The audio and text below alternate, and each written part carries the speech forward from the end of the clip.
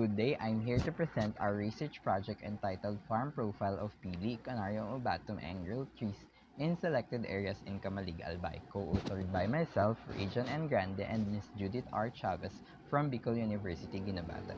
The pili tree is an indigenous, economically and vital crop in the Bicol region, valued for its kernel, pulp, resin, and wood. Despite this inherent potential, pili production in Albay has experienced decline in recent years, primarily attributed to traditional farming practices and a low adoption rate of improved cultivation methods, because smallholder farmers frequently manage these resources on sloping lands with minimal inputs. There is an urgent requirement to update farmer and farm profiles. Accordingly, this study was conducted to validate existing passport data and systematically document the socio-demographic farm and tree profiles of pili growers in Camalig, Albay, focusing on agronomic traits identified as the farmer choice. For the methodology, please refer to the upper quadrant of the poster. This study utilized a descriptive research design. The target area encompassed 15 barangays within the municipality of Camalig, establishing a purposive sample size of 50 farmers. The parameters investigated included socio-demographics, farm management profiles, and the specific agronomic traits of selected pili trees.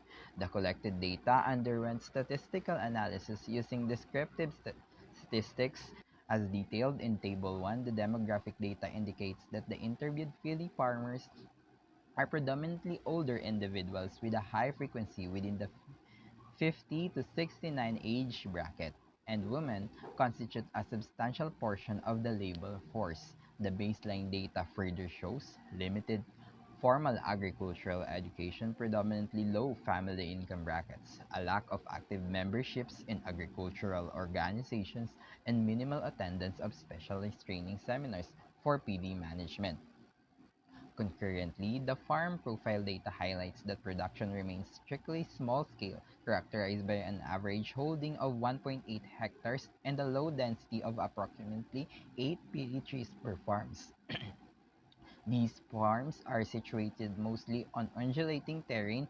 Cultivation practices are strictly traditional, exhibiting a near total absence of commercial fertilizations or systematic pest control. Figure 1, 2, and 3 demonstrate the geographical distribution and illustrate the pili cultivation is heavily dependent on intercropping systems with other agricultural crops and livestock integration.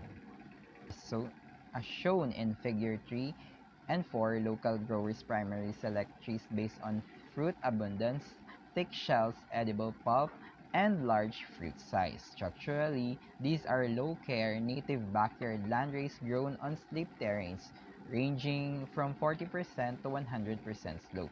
Notably, resource utilization is high, with pili shells and dried branches heavily relied upon as local fuel sources, alongside commercial sales. However, our assessment revealed critical systematic bottlenecks.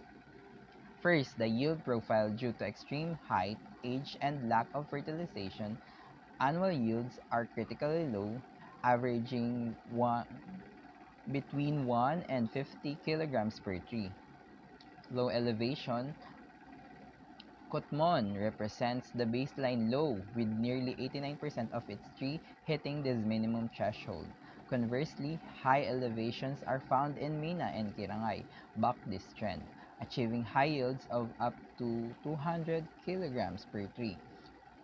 The second is the pest threat. The Tayangawan insect represents a severe threat, destroying kernels across 11 of the surveyed barangays and reaching a 100% infection rate in location like Baligang and Sulong. Currently, there is a zero active pest control. On a positive note, Kabaangan, Kagiba, and Taloto maintain a 0% of infestation rate. Third is the harvest anomalies.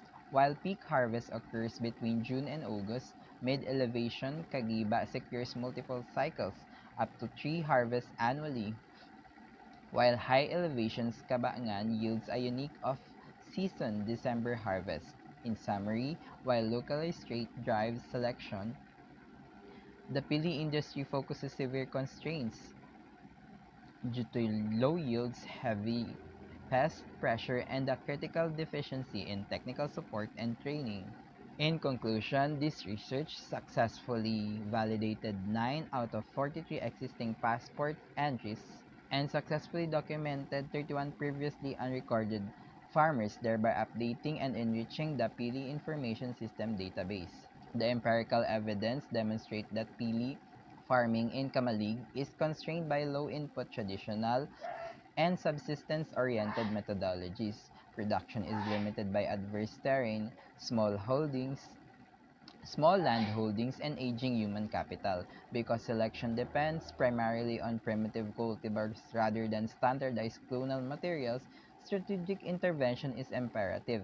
We conclude that addressing these bottlenecks requires targeted technical training, standardized pest management protocols, and institutional organizational support to transition this sector towards sustainable commercial viability. Thank you for your time. This concludes my presentation.